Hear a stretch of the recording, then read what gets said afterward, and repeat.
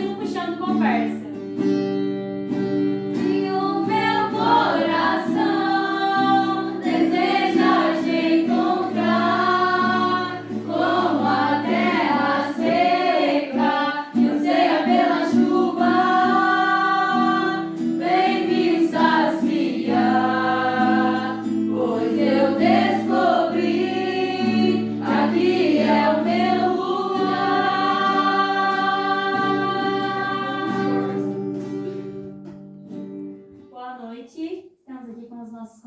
De hoje.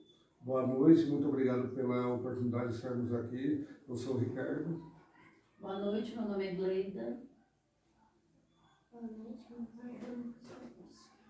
Boa noite, meu nome é Christian. Como foi sua infância e sua adolescência? Eu tive uma infância muito boa, assim, sempre presente na igreja, na espiritualidade, porque a minha mãe sempre foi muito religiosa. Então, a minha infância foi muito boa, a minha juventude muito boa, participava do grupo de jovens, foi através dela que eu conheci a Vila Vicentino. E assim, a gente não ia porque era forçado, não, é porque eu gostava mesmo. Sempre gostei. Sabemos que você teve o vício do álcool, né? Como isso desenvolveu, né? Que tudo também tem um porquê, então como que isso surgiu? Então, como eu disse, a minha juventude foi boa, mas na juventude é a fase que a gente gosta de estar fazendo experiências, descobertas, né? E eu gostava muito, fazia parte da igreja, mas gostava muito de sair, dançar. Então, a gente começa assim, um golinho para espairecer, para animar. Só que, assim, a gente vai deixando a vida cotidiana tomar conta da gente, vai sufocando, que aí vem trabalho. Então a gente vai abandonando um pouco a igreja. Um pouco não, a gente acaba que abandona tudo, né? Abandona a igreja e fica só naquela vida cotidiana onde a espiritualidade da gente cai e o vício vem de uma vez. A vida mundana engole a gente, sufoca a gente, né? E eu, assim, no começo era mais controlado, mais por achar que eu era dona de mim, né? Que sempre trabalhei, então muito independente. Achava que podia também, assim, ir bebendo e não... a chegar num ponto de não perceber que estava me fazendo mal. E assim, quando você começou com o vício, você já se conhecia ou foi depois ou antes? Já, assim, a gente já se conhecia, a gente já namorava até, saía para passear, beber, dançar. Mas foi no decorrer da vida mesmo, começa, aí vem assim, os trabalhos, né, como que eu digo, a vida da gente, a vida a dois, vem os filhos, então querendo ou não, é mais responsabilidades. E acaba que para suprir aquela necessidade da energia, é onde que a gente vai caindo, né? Entendi. E assim, você decidiu ir para a Fazenda Esperança, né? Como que foi para você tomar essa grande decisão? Porque é uma decisão muito difícil, né? Como que foi para você, para o seu marido, para os seus filhos? Para mim, particularmente, para mim mesmo foi muito difícil, porque, assim, eu via os meus filhos, eu sei que eles precisavam de mim, mas eu cheguei num ponto que eu não tinha força para lutar sozinha contra o vício, porque eu já estava muito dependente mesmo. E aí eu já estava bebendo em serviço, as responsabilidades a gente vai dando uma balançada, né? E um certo dia a minha patroa me pegou eu bem, numa situação bem crítica, foi onde ela me ofereceu ajuda. E o meu marido já estava ciente, né? Já estava por dentro de tudo que estava acontecendo. E ela conversou com ele e os dois se uniram, foi através dos dois e a doutora Tânia, que ela foi atrás, e que conseguiram para mim a vaga na Fazenda Esperança. No primeiro momento, eu pensei comigo, eu acho que eu dou conta de me recuperar sozinha, né, sem precisar de fazenda. Mas eu estava assim, eu falava que não ia fazer mais, mas no outro dia, sabe, eu fazia as coisas, me batia o arrependimento, mas no outro dia era a mesma coisa. Eu não tinha forças para lutar sozinha. Foi onde eu decidi para a fazenda. Entendi. Como foi para você, Ricardo, esse momento, essa grande decisão? Vai, foi aquele momento, né, a própria igreja falou, uma segunda-feira, acho que foi uma segunda-feira, né? A Ângela, que é a patroa dela, me ligou, ela mais ou menos acho que uma meio-dia e meio, né? Aí ela pegou e falou assim, cara, eu tô precisando de você urgente aqui. Onde que você tá? Eu falei assim, eu tô no trabalho. Larga tudo que você tá fazendo e vem aqui. Aí eu assustei, porque eu achei que tinha acontecido alguma coisa com um dos meninos. Né? Porque teve um acidente lá, uma vez aconteceu com ele. E eu fiquei sabendo pelos outros, até pelos discernidos. Aí eu disse, menino, como é que você está aí, cara? Eu falei, não, menino, mas não sei o que aconteceu. Aí veio novamente aqui na minha cabeça, o que será que aconteceu? Aí a Ângela falou, para o que você está fazendo, se você estiver de carro, moto, se vira, pega um mototáxi. Aí eu peguei e falei assim, não, se você não falar o que está acontecendo, eu não vou aí, eu não sei o que é. Eu já estava com medo, né? O que poderia ser. Aí ela pegou e falou, foi a Gleida. Eu falei, mas aconteceu alguma coisa, falou, a Gleida parece que está com um bicho no corpo, não sei, está com muita força, e até eu estou com medo. E o que você acha que deve fazer? Aí eu peguei e falei, Ângela, eu não vou porque eu já sei o que é. É uma coisa que já vem acontecendo há muito tempo. Eu já estava sem força, né, naquele momento. E até eu preparei os dois, né, tanto o João Lucas como o Cristo, né, falando que em qualquer momento a mamãe poderia ir fazer um tratamento, por exemplo, ficar um período longe dela, né, então eu já vinha preparando eles. Aí ela pegou, mas por que você não me falou? Aí a Ângela já estava com muito problema, tinha perdido a filha, o esposo estava doente, tinha perdido o cunhado. Aí eu não ia levar mais um problema para ela, né? Aí ela falou assim, eu posso levar ela no médico? Pode, acho que foi naquele momento, aí acho que levou na doutora Tânia, né? Aí depois ela me ligou, falou assim, ó, será que a gente consegue internar ela?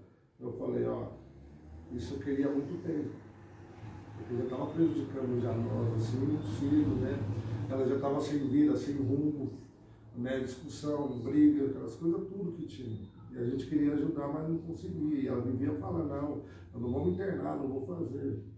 Aí eu peguei até falei para a Ângela, falei, Ângela, lá em casa, eu até achei que sim, é bom, né? Mas a gente vai ter que fazer uma cena de novela. Porque se ela descobrir, porque ela falava para mim que em momento algum ela queria se internar. Ela não aceitava, ela preferia outra coisa, mas ela não queria, menos internação. Aí eu combinei com a Ângela, falei, Ângela, você vai chegar lá em casa, você vai me falar, eu vou achar ruim, vou falar que eu não quero. Falei, não, como que eu vou fazer com os dois meninos? Embora eles já estavam sabendo o que ia acontecer. Né? Daí marcou, acho que foi umas 6h30, né, igreja, no 7 horas, eu cheguei do serviço. Aí a Ângela sentada lá, aí eu dei aquele pedido, né? Tipo assim, vai não, a Gleida não vai não, que jeito que vai deixar os dois meninos aqui? Aí a Gleida, não, Ricardo, é por pouco tempo, tem que me recuperar. Aí eu falei, não tem jeito, como que a gente vai fazer?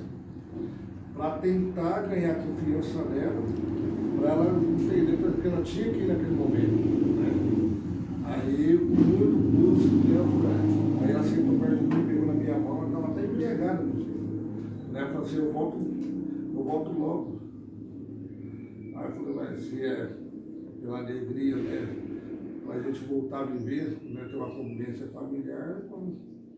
Aí naquele momento a gente procurou, aí depois a gente entrou em contato com a doutora Tânia, aí depois foi a Fernanda Maia, né? Que a Fernanda ela ligava para mim, conversava, eu falei, Ricardo, e aí? Eu falei, aí vamos ver o que vai dar. Né? A gente segura do lado de cá e tá todo mundo correndo envolvido, a doutora Tânia, a Ângela, conversei com alguns amigos de verdade, né? Porque nesse momento,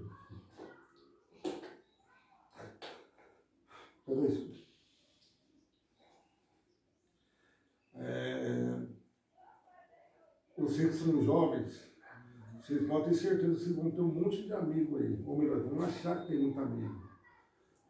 Beber, ir para rancho, curtir festa. Mas quando chega um momento desse, que precisa de ajuda, é poucos que aparecem. Né? E a família é importantíssima nisso. Né? Dizem que anjo não existe, existe sim. Né? Porque foi anjo que apareceu na igreja, na nossa vida, como foi a doutora Tânia, a Fernanda, a Ângela, naquele momento cheio de problema, apareceu. E por fim, o pessoal da fazenda lá, o Frei Ramos, a madrinha Jajá, a Janete, né, que foi se tornou aquilo. Aí foi aonde que a gente perguntou assim, a igreja vai, vamos segurar. E depois que ela viajou, a gente foi não quis ir não. Aí foi, ia ficar muito ruim, sabe? Assim, a igreja tá indo, aí ficou eu, aí nós ficamos em casa. E a gente via aquela má influência, assim, aquelas coisas negativas, que as pessoas falavam assim pra gente, ué, mas um ano é muito tempo, aí eu não aguentava não. Né? Daí eu peguei e falei assim, vou entregar na mão de Deus, já foi, e os 90 dias, né, foi bravo. Sem contato, que não voltou na época de namoradinho, escrever antigamente, né? Escrever cartinha, coraçãozinho. Aí depois foi só alegria, graças a Deus. Durante esse período, vocês teve apoio da família de vocês? Sim, claro. Tanto é que ela tem irmã aqui de Campo Grande, né? Que mora ela em Campo Grande, sempre ligava. Os irmãos que moram aqui, o Gleiton, o Greitinho, né? O Garçom, todo mundo conhece ele. O Garrone, né? A esposa do Garrone, a Kelly. Os meus irmãos lá de Osasco. Então a gente teve uma estrutura. A gente sempre falava, né? Embora vinha, depois vocês vão falar sobre isso, não era ajuda financeira que a gente queria. Porque naquele momento ali, era assim, uma palavra já era tudo. Gleida, como que foi seus primeiros dias lá na fazenda? Foi muito difícil, porque assim, eu estava lá, mas a cabeça mesmo estava aqui, né? O pensamento, até o Ricardo era de menos. Assim, muita preocupação com ele, por ter deixado os dois menores, mas os meninos, para mim, é que me pesou mais. Foi, assim, muito sofrido. E o João Lucas, então, por ter só 7 anos, eu achava ele, assim, via dele uma certa carência de mãe. Mas eu precisava estar lá na fazenda, me recuperando, para eu poder suprir essa carência agora. E assim, eu fazia as coisas lá na fazenda, porque eu fui para lá e eu fiquei na casa que toma conta da cozinha, né? E eu gosto muito de cozinhar, então cada coisa que eu fazia ali na cozinha, me vinha assim, aquele pensamento de coisas que eu podia ter feito para eles, quantas vezes eu, o almoço, a janta praticamente pronta, eu deixei de complementar aquilo ali, achei mais fácil comprar um lanche, para não ter que ir para a beirada do fogão, porque eu não dava conta. Na verdade, eu não dava conta. Quantas vezes eu deixei de sair, achava mais fácil comprar um pote de sorvete para eles tomar em casa do que levar eles para uma sorveteria. Então, assim, foi muito sofrido, mas eu vi a necessidade daquele momento ali, longe deles. Eu tinha que aprender a me enxergar, a me valorizar, né? Porque senão não ia adiantar nada, né? Eu ir lá, voltar e não ia, pra mim, assim, não ia ter servido de nada. Mas hoje eu vejo que hoje eu posso fazer diferente. E como que era seu relacionamento lá com as pessoas da fazenda? Eu sempre, assim, não me gabando, né? Mas eu sempre fui uma pessoa muito fácil de lidar. Porque, querendo ou não, você está no meio de pessoas estranhas, pessoas de vários lugares do mundo. Porque nessa casa que eu fiquei, tinha uma menina que nem era do Brasil, era do Equador. Então, tem pessoas mais calmas, tem pessoas mais agressivas. Mas eu, assim, tirei de letra, né? Gostei, pra mim foi bom.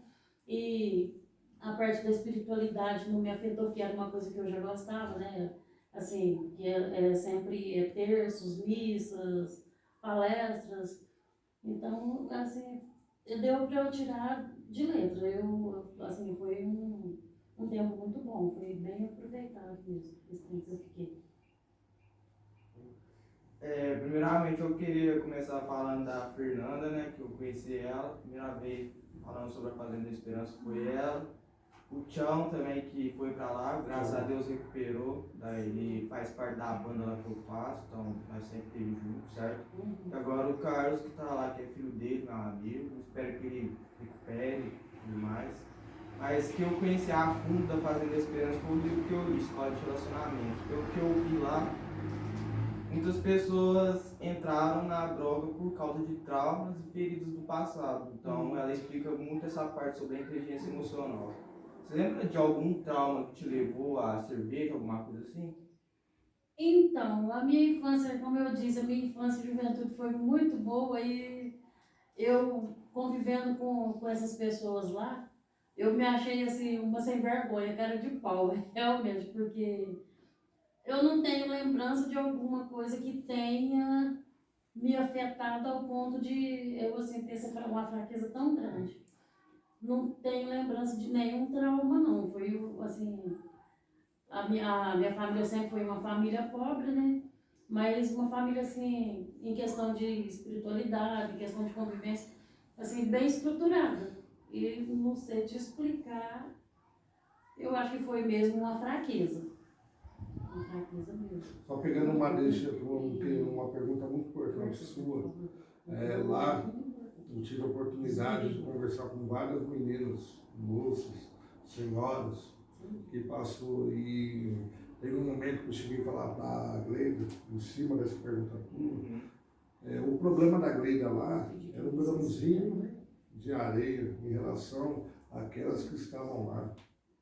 Eu não sei se vocês acompanham a missa de sábado, teve uma senhora lá que deu um testemunho que hoje ela é madrinha, né? Ela toma conta de uma fazenda, acho que lá no Espírito Santo, né?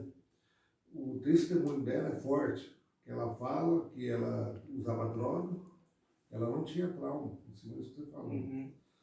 Ela usava, aí teve uma vez que a filha dela ligou para ela, separou, casou, o filho viveu 8 anos, separou, aí acho que 1 mês ou 2 meses, o ex-marido ligou e falou, estou chegando na cidade por causa dos meus filhos. E essa senhora que está lá hoje, pegou e falou, não vai porque você não vai voltar. Aí a filha foi. Aí ela foi assassinada com 8 facadas. Aí que ela se entregou mesmo. Aí ela não aguentou aquilo. Passou um período de 5 meses, era de Santa Rita do Sapucaí ela. Passou um período de 5 meses, né, mais ou menos, né? Aí a filha dela, que mora em Pouso Alegre, ligou para ela, pegou e falou, mãe, só tem que vir aqui em Pouso Alegre. Porque o outro filho dela tinha sido executado com 5 tiros. Aí ela, embriagada, isso aí ela fala, que tinha usado droga até no Canemar. Em cima do caixão do filho dela, ela fala assim, pediu a Deus, perguntou, o que mais você quer de mim? Aí ali veio a luz para ela. E hoje ela vai recuperada, né?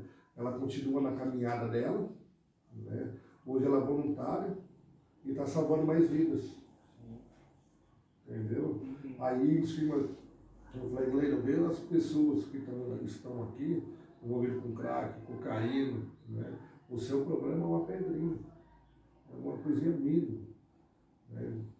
Porque lá é cada testemunho que eu vou te falar, é só vocês assistirem todo sábado, a partir das 7 horas da manhã, quase no final, 50 minutos de missa, mas no finalzinho tem essa experiência contada. Convido vocês a assistirem, vocês vão ver. O que a gente fala aqui fora, a gente é cheio de problema, mas cada testemunho que vocês ouvirem lá é triste. E são pessoas que hoje prestam um serviço de solidariedade, né? O Sidom, né? Pratica a palavra para poder salvar vidas lá de fora, aqueles que vão para lá, como o Tião, como a Gleide, né? Como o Carlos, que está lá agora. E Ricardo, assim, durante esse período da Gleida na fazenda, você em casa, tendo que ser pai e mãe, como foi esse processo? O que você não sabia fazer? Eu pergunto, pai, né? É que nem eu gostava de beber, assim, mas não era coisa assim, era mais social mesmo. Eu tive um período que eu peguei e falei assim, peraí, nossa, que responsabilidade. Aí as pessoas pegavam e falavam, Ricardo, o que você vai fazer? Essa é a mesma pergunta. Aí é que nem, era escola, né? Almoço, janta, preparar eles, tudo, participar da vida escolar deles, né? E teve um momento, eu acho que foi o João, né, Cristo?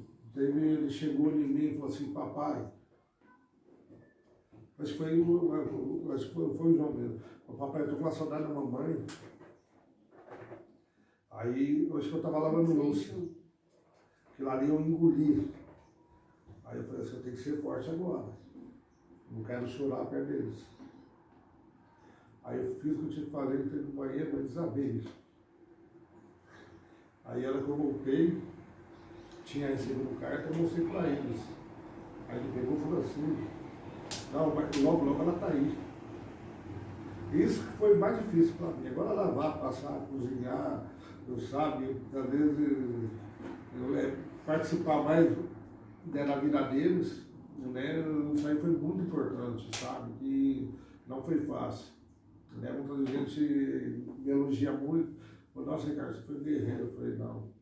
Eles que foram guerreiros. Porque foi eles que me deram força, né, para poder tentar ajudar a mãe deles. Então, ficou um ano dormindo comigo na mesma cama, naquela nerquinha que a gente fazia bagunça. Às vezes tinha que ser duro no momento, porque embora eu tinha muita preocupação com o quê? Eu falei assim, peraí, esses meninos já estão passando por isso. Eu tinha muita preocupação em relação, principalmente João Lucas, aquele lado psicológico, sabe? Inclusive até na época o pessoal lá do CRAS falou que nós ia ter um atendimento, né, que ia vir. Então aquilo ali ficou muito a desejar na época.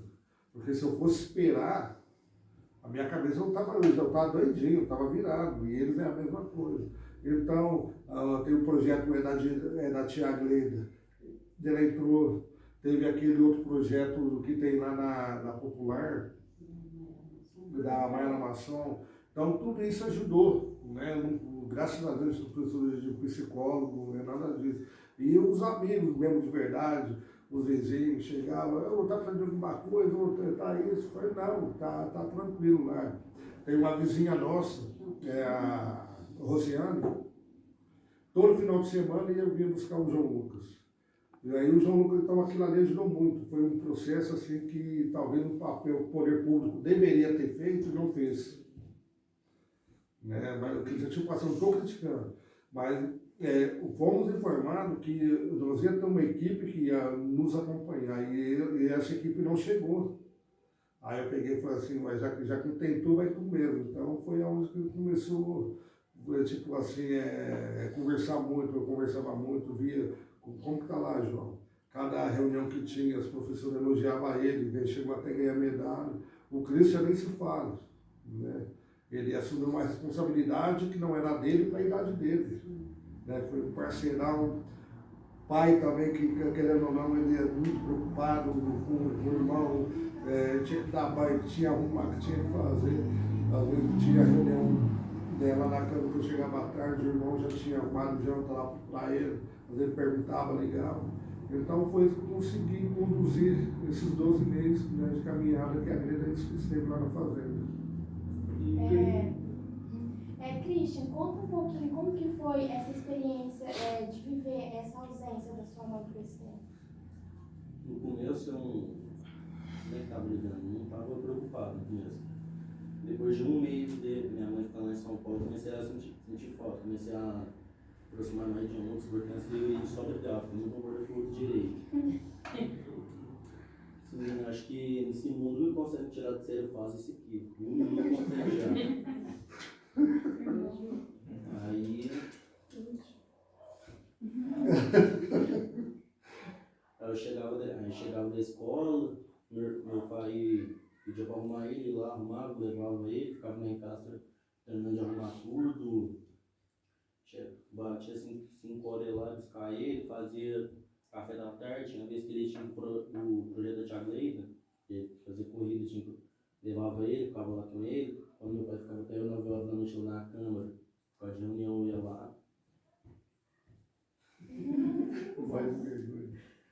Botava ele pra tomar banho, fazer dever que ele ficava brigando, tinha vezes que ele fazia dever no outro dia, né? Tinha que ser naquele mesmo Passava dia, né? ensinamento também, né? Eu ajudava ele nos deveres. Mas o dever só passava raiva, foi que ele ficava demorando um negócio que demora 10 minutos, demorava quase 2 horas. Ficava pegando borracha, tacar pro lado, fazendo pegar. Mas foi tudo isso daí, né, Cristo? Isso aí ajudou muita gente nesse período. Eu gostaria que vocês falassem um pouco da relação familiar antes e depois da fazenda. Então, antes a gente estava vivendo assim uma turbulência, né? Que a gente já não se respeitava mais. Eu bebia e o Ricardo, por não suportar a situação que a gente estava vivendo em casa, então ele achava mais prático ele sair, por mais que ele não bebesse, porque o Ricardo assim, nunca foi de beber em excesso. Então ele achava mais fácil ele sair, ficava pra rua até umas 11, 11h30, e ali dava tempo de quando ele chegar em casa, eu já, mesmo que não tivesse dormido, mas já estava mais quieto. Porque quando ele chegava eu já estava assim, bem alterada, então uma coisinha que ele falasse, eu ficava muito agressiva. Aí ele preferia sair. E depois que eu voltei, hoje, né, Ricardo, hoje a gente tá mil maravilhas. Assim, o respeito, hoje a gente tem respeito um pelo outro, a educação dos meninos mudou, é completamente diferente. Hoje está bem melhor. E na verdade, o que acontecia? Nós temos um círculo de amizade muito grande, né? Então, às vezes, eu deixei de ir, ou ia somente com o Cristo, ou o João Lucas, né? Para mim, por quê? Porque a Gleida, ela não tinha um controle, ela não tinha. Ela bebia, sabe, você chegava um período, né? Que ela, fiasco que chama aqui, né? Aí eu ficava com vergonha, sabe? Aí chegava até ela falar, você tem vergonha de mim, né? Então eu colocava um monte de coisa. Então aquilo ali era muito, muito ruim. Só para vocês terem uma ideia, ela chegava a esconder em casa, porque quando eu chegava eu perguntava para os meninos, sua mãe bebeu ou não, pai? Né? Não bebeu, nem eles percebiam. Porque chegavam, às vezes, eram essas garrafinhas de Coca-Cola, então para nós era Coca-Cola, normal. Aí quando eu chegava em casa, ela já estava dormindo, estava cansada.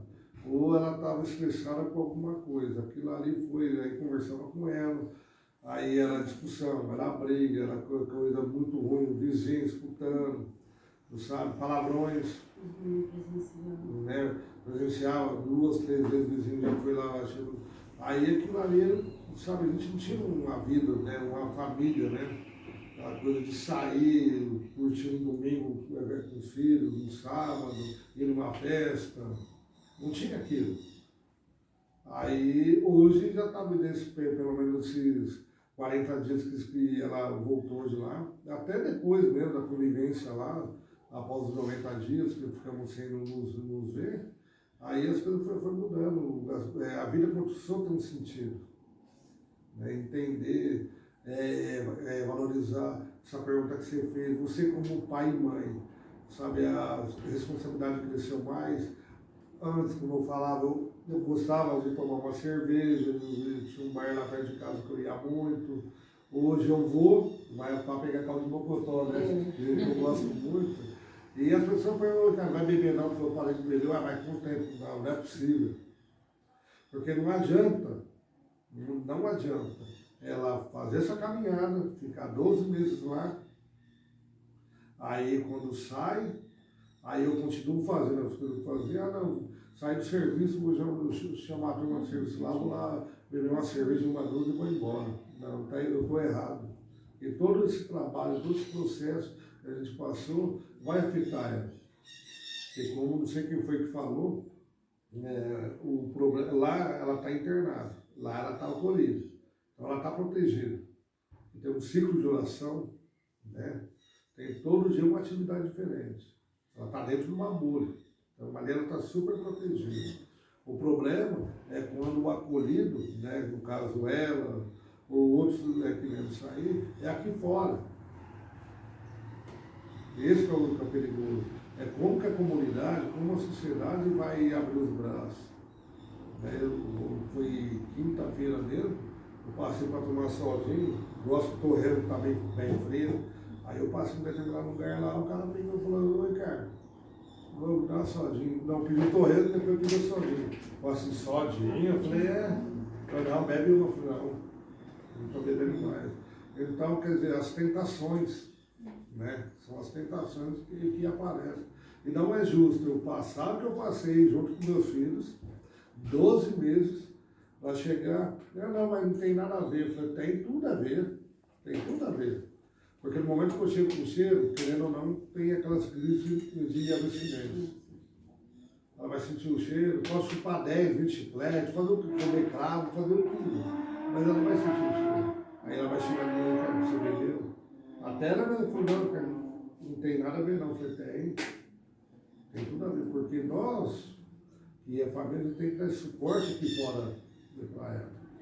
Porque não adianta ela passar essa caminhada, o outro que passar essa caminhada, chega aqui fora aqui e continua a mesma rotina de vida. Vai voltar, talvez fique até pior. Então hoje a gente tem uma vida, né, que a gente está caminhando, hoje tem um momento de alegria, é claro, que ela fica onde ela ficava, embora uma fazenda muito grande, né, muito bonita, lá tem tudo, o João Lucas pode falar que ele andou de touro lá, que para tudo foi lado, mas é que nem várias pessoas, mas realmente fechado. Ela não tinha isso contado. Lá não tinha bar, não tinha nada, entendeu? Agora aqui fora, aí já tem. Aí tem uma colega, ela, nossa, como é que você tá? Tudo bem? Aí pronto, aí nessa daí, domingo, a gente foi convidado para ir almoçar, né? Aí não tinha como a gente ir, porque ia ter uma rodada, beber das coisas tudo, então nesse primeiro momento estamos evitando tudo isso. E assim, Leila, conta um pouquinho pra gente como que é lá na fazenda, as atividades, como que é o processo que vocês passam de uma casa para outra, o serviço de vocês. Conta um pouquinho aqui, pessoal, como que funciona. Então, lá na fazenda é assim, tem os primeiros 3 meses, né, que chama triagem, que é onde a gente vai para os pilões. Lá a gente fica em torno de 20 a 30 dias para já ir acostumando com a convivência com pessoas diferentes. Aí depois desse período a gente desce para o centro feminino, né, que é separado. O centro masculino tem a parte dos homens, né, o centro masculino, que é uma outra fazenda, e essa é o centro feminino, que é onde eu fiquei.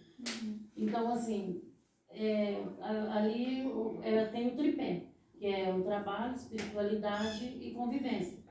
Então, tem a rotina, né, do dia a dia, que a gente aprende já lá nos pilões, que é a espiritualidade, que é levantar de manhã, tem o horário, lá tem horário para tudo. Desde a hora que você levanta até o horário de se recolher, o horário de dormir. Então a gente levanta às 6 horas da manhã, tem dia que tem missa de manhã, é o horário de 15 para 6. E aí tem de manhã que é o terço, a missa. E durante a semana, assim, quando a gente chega nos pilões, de início, a gente fica na casa que toma conta do terreno, que é a harmonia da fazenda, que tudo isso conta também, né? Assim, a gente ali vai aprendendo a estar em harmonia com a vida. Então é onde que a gente passa pela casa que toma conta do terreno, fica ali um certo tempo com umas meninas e tem um certo período de um mês e meio mais ou menos, a gente vai passando pelas outras casas, convivendo com outras pessoas e aprendendo outros serviços, tendo outras responsabilidades. E com 6 meses 6 não, na verdade 5, ali já de convivência ali na fazenda, a gente é convidado para fazer parte da escola de formação. E ali você aprofunda o seu aprendizado ali dentro da fazenda. Chama aprofundamento do carisma. É onde você tem vários temas, a convivência ali é onde você aprende a agir em situações, tomar atitudes diferentes que a gente tomaria antes, no tempo da gente mulher velha. Então, assim, é um período, uma estadia assim ali na fazenda, é muito bom.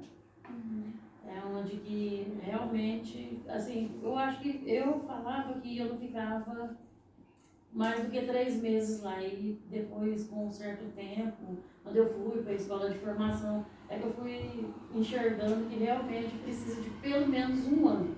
Acho que 1 ano ainda seria pouco. Porque a gente não vai ali para recuperar só das drogas.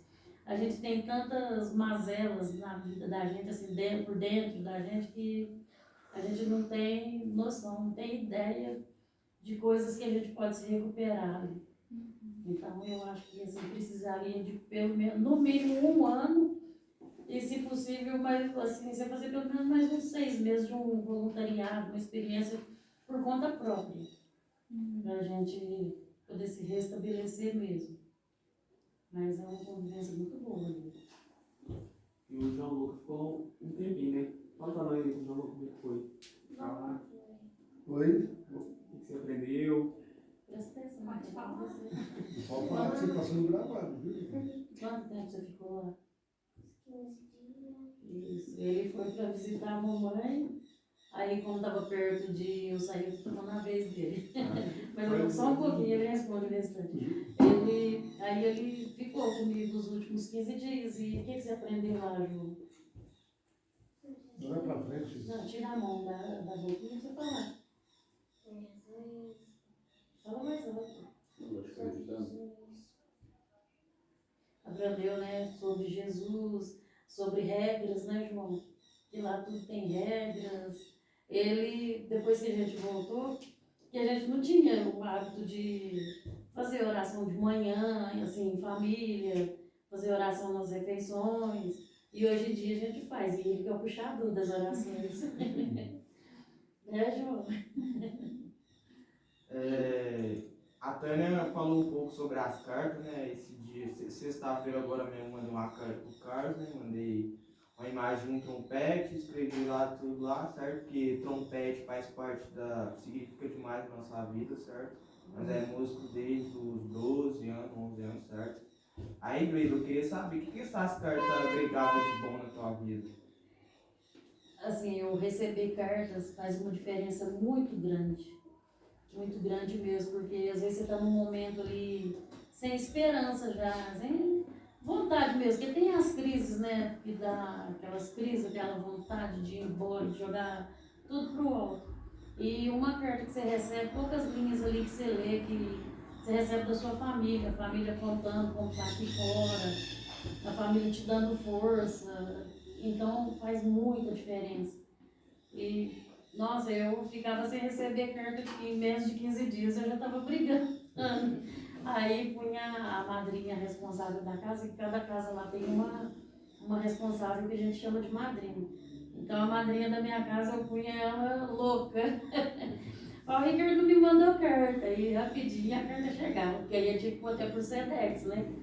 Porque ajuda muito, dá uma força interior muito grande pra gente.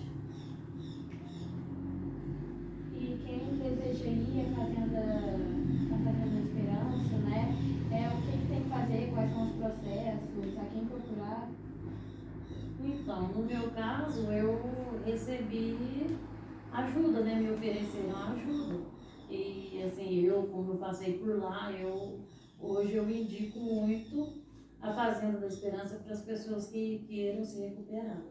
Porque é muito bom ali, você não vive dopado à base de remédios. Ali é o tripé mesmo, que é o trabalho espiritualidade e convivência, e a sua força de vontade. Mas só que a partir do momento que você vive ali dentro da fazenda, que você se entrega mesmo de verdade, aí você consegue se recuperar.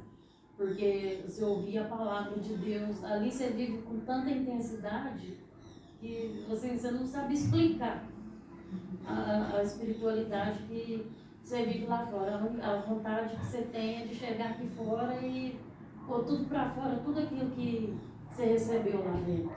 Muito, assim, muito forte mesmo, a espiritualidade dentro da fazenda. Você tem alguma colega assim de convivência assim, mais difícil? Assim?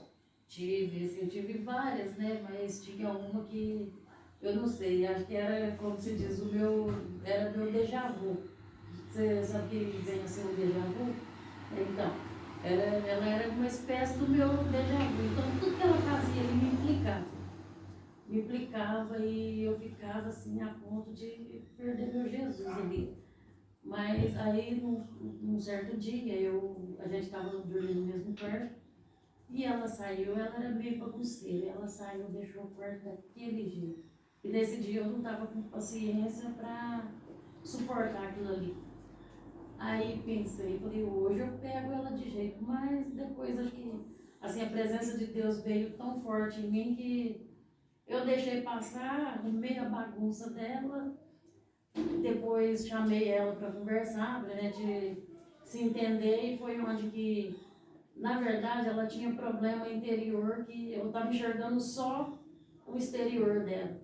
Ela tinha assim, uma bagunça tão interna que aquilo ali me comoveu tanto que ela me desestruturou, na verdade. Ela me quebrou, como se diz, né? Ela me quebrou ao meio porque eu parei para ouvir ela, eu fiquei foi com pena do que ela tinha. Interiormente, aquilo ali, aquele lado, aquela parte interior dela estava gritando por socorro, pedindo ajuda. E eu, no meu orgulho, querendo assim, descarregar em cima dela o meu orgulho. E na verdade ela estava precisando era de ajuda, de um apoio, de um ombro. E hoje a gente assim tem uma amizade muito grande. E eu uma das meninas assim que eu passei a gostar muito, que a nossa convivência depois disso foi muito boa. Teve outras meninas também, mas ela foi a que assim, me acentuou mais e me chamou mais atenção. E agora, né, queria muito agradecer a vocês por ter vindo aqui, né, aceitado o nosso convite. E nós estamos celebrando a novena do Divina Misericórdia, né, então eu queria deixar uma mensagem para você, Gleido, principalmente, né, porque Jesus misericordioso, ele está ali, pronto para nos acolher, nos abraçar, de todas as nossas causas, até as causas mais impossíveis, ele está ali. E nós, o Cristiano Conversa, estamos à disposição também, né? E assim, que você nunca se esqueça de tudo que você passou e que ele sempre vai estar do seu lado. E a gente queria deixar uma lembrancinha, depois que você possa ler com bastante carinho, o livro da Divina Misericórdia. Obrigada. E assim, hoje, quem quiser tá procurando a gente eu não sou muito boa assim com palavras, mas tenho o Ricardão aqui, que é meu suporte desde o primeiro dia, para tá tendo assim uma conversa, sabia assim, uma indicação como que faz para chegar até a Fazenda Esperança, a gente está aqui à disposição. Isso, a gente tem contato. Inclusive, eu queria até... Temos ainda alguns produtos lá da Fazenda da Esperança, que a gente continua... A Grelha saiu, mas nós somos voluntários, recebemos os produtos. Hoje nós temos o anel do Pai Nosso. Vocês já viram ele já? É esse daqui, ó. Isso. Ele vem com a Ele é oração do gravado, Pai Nosso. é de lá da fazenda. Tem Lá, ele em prateado e dourado. em Velho Trabalho, quem está nos assistindo quiser comprar, pode nos procurar, depois eu vou passar o telefone. Né?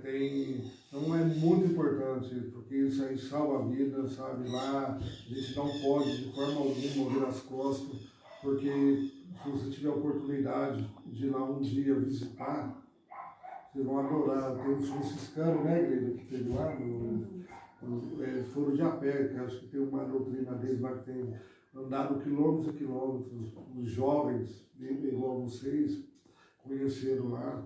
E lá é um lugar cheio de luz. Muita gente fala assim, uma comunidade terapêutica. Imagina um monte de coisa, que nem tem muita gente, como acho que foi a igreja que falou, as pessoas vivem de remédio, injetado, amarrado, não, muito pelo contrário. Prova é que o portão da Fazenda da Esperança, ele fica aberto.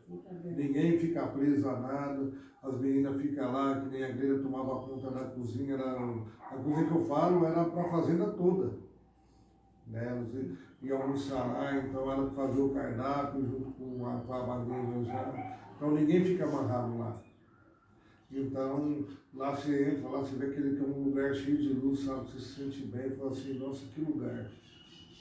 Né? Tem um laguinho lá que pesa, então nunca fiquei adorável pescar lá. Então é muito bom. Então acho que você que está assistindo, você pode compartilhar, procurar a Fernanda Maia também. A Fernanda está fazendo um trabalho de junto também, a gente vai encaminhando as pessoas daqui para lá, porque só assim, através de vocês, que os jovens são o futuro do país, né? A gente pode salvar esse mundo do jeito que está. Tá bom? E é isso aí, e até o próximo Puxando Conversa.